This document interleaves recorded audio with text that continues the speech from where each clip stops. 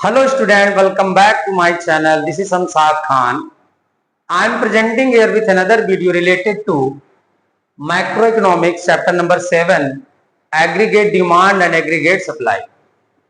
Today I will discuss some basic concepts related to aggregate demand.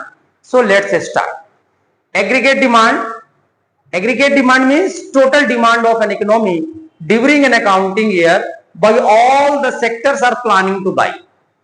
यानी कि all the sector means there are four sectors AD equal to C plus I plus G plus X minus M, यानी aggregate demand equal to consumption expenditure, investment expenditure plus government expenditure plus net exports.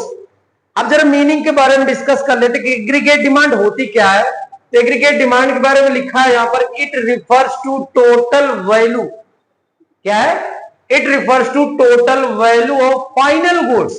Intermediate will not consider, only final goods or services that all the sectors of an economy, all the sector means private consumption expenditure, investment expenditure, government expenditure और net export. There are four sector. जब भी हम लोग micro economics में sectors की बात करते हैं, there are four sector, but Indian economy में there are three sector. Primary sector, secondary sector and tertiary sector. But how many sectors comes under microeconomics? There are four sectors: private consumption expenditure, investment expenditure, government expenditure and net exports. तो कह रहा है that all the sectors of an economy are plan to buy, खरीदने के लिए planning कर रहे हैं। इकोनॉमी में जितने भी लोग रहने वाले हैं, चाहे as a household family की बात कर ले, गवर्नमेंट की बात कर ले, या प्राइवेट फर्म की बात कर ले, या नेट एक्सपोर्ट्स इंपोर्ट्स की बातें कर ले, ये सब क्या है, are plan to buy at a given level of income. अपने इनकम के हिसाब से हम लोग प्लानिंग करते हैं during an accounting year. Aggregate demand क्या होता है? It refers to total value of final goods और services that all the sectors of an economy are plan to buy at a given level of income during an accounting year. अब यहां पर sector की बात की कि all the sectors, तो there are four sector, it's also known as components of aggregate demand. So there are four components, there are four sectors of aggregate demand: C plus I plus G plus X minus M. ठीक है। अब यहां पर P का मतलब, C का मतलब क्या? Private consumption expenditure. Private consumption expenditure means house hold, family क्या करती है, अपनी जरूरत कंज्यूमर गुड्स पे जितना पैसा खर्च करती है एक साल में, उसको हम लोग क्या बोलते हैं?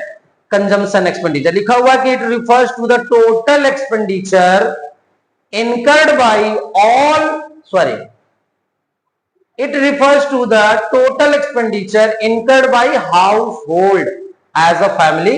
हम लोग जो पैसा खर्च करते हैं on purchase of goods and services, अपनी वांट्स को सेटिस्फाई करने के लिए, अपनी जरूरत की चीजों पर जितना भी पैसा हम लोग खर्च करते हैं वो प्राइवेट कंजम्पशन एक्सपेंडिचर। ये भी फर्स्ट कंपोनेंट है एग्रीगेट डिमांड का। Second component is investment expenditure means I. It refers to the total expenditure incurred by all private firms. Is कौन?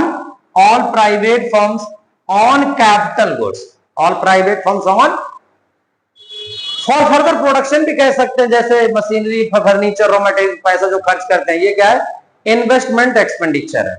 थर्ड कंपोनेंट होता है हमारा गवर्नमेंट एक्सपेंडिचर। गवर्नमेंट क्या करती है? अपने कंज्यूमर कंजम्पशन पे पैसा खर्च करती है, प्लस सोशल वेलफेयर, इकोनॉमी के वेलफेयर के लिए भी कुछ एक्सपेंडिचर करती है। दोनों का टोटल गवर्नमेंट एक्सपेंडिचर में आता है। कह रहा है it refers to the total expenditure incurred by government on consumer goods and capital goods to satisfy the common needs of the economy.